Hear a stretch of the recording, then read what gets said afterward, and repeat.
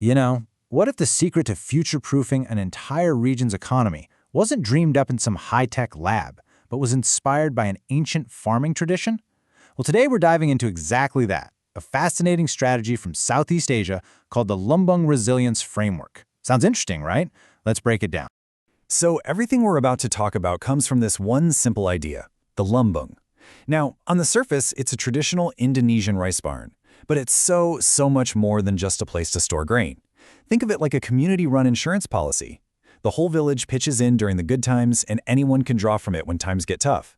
It's social security, built from the ground up, to make sure the entire community weathers the storm together. Okay, so how does an old-school rice barn have anything to do with our modern high-speed world? Well, it all starts with a problem that I'm pretty sure every single one of us remembers all too well. Yeah, that feeling. That pit in your stomach when you walked into a store and saw rows and rows of empty shelves where food and toilet paper used to be. The pandemic was a brutal global stress test, and boy did it expose just how incredibly fragile our supply chains really were.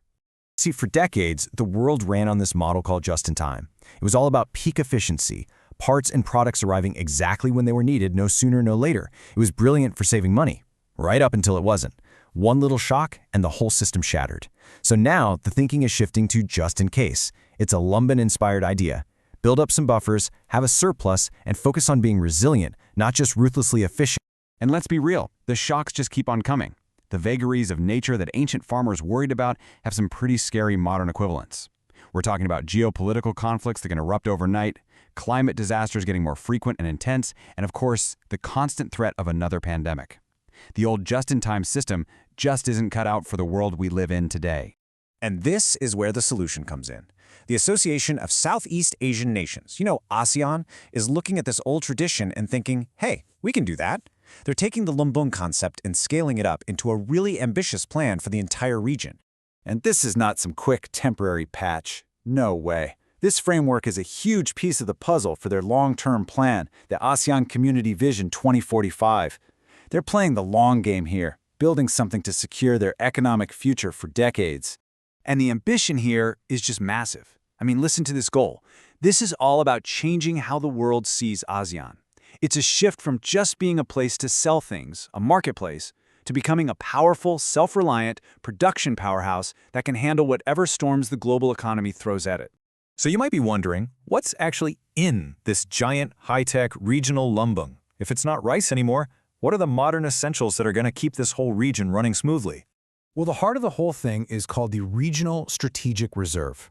Now, ASEAN has had an emergency rice reserve for a long time, but this is on a whole different level. We're talking about a shared stockpile of all kinds of strategic goods that are absolutely vital for a modern economy. And this table really breaks it down. First up, you've got critical minerals. Think nickel from Indonesia and the Philippines, the stuff you absolutely need for electric vehicle batteries and the whole green transition. Then, of course, medical supplies, coordinated by a special health center, so they're ready for the next pandemic. And finally, energy buffers, to protect against those wild price swings that can cripple an economy. It's basically a complete survival kit for the 21st century. So who's the barn keeper for all this precious stuff? That role falls to a beefed-up ASEAN Secretariat. They'll be the ones managing the whole system, overseeing the deposits and withdrawals to make sure it's all handled fairly and effectively for everybody's benefit. Now you can imagine getting 10 very different countries to agree to share their most valuable stuff. Well, that's not exactly easy. But the real genius of this Lumbung framework is how it's built to make sure everybody wins. It's designed to be a win-win-win. The whole system is basically set up to benefit three main groups: the countries that export resources, the countries that import them, and the region's developing economies. Each of them gets a critical piece of the pie. Okay, so let's start with the exporters, right? For a country like Indonesia that's sitting on a ton of valuable minerals, this framework gives them a stable, guaranteed market right in their own backyard. And it's smart because it lets them position things like export controls not as being protectionist, but as their contribution to the whole region's security. Then you've got importers like Singapore. For them, this is a total game changer. They need these critical resources, but they just don't have the physical space to build gigantic stockpiles. This system gives them access and security without having to do the impossible. It's security through partnership. And this part is absolutely crucial. The framework also supports the smaller, developing economies in the region, like Laos and Cambodia. When a crisis hits, they are guaranteed access to these essential supplies, sometimes even at a discount.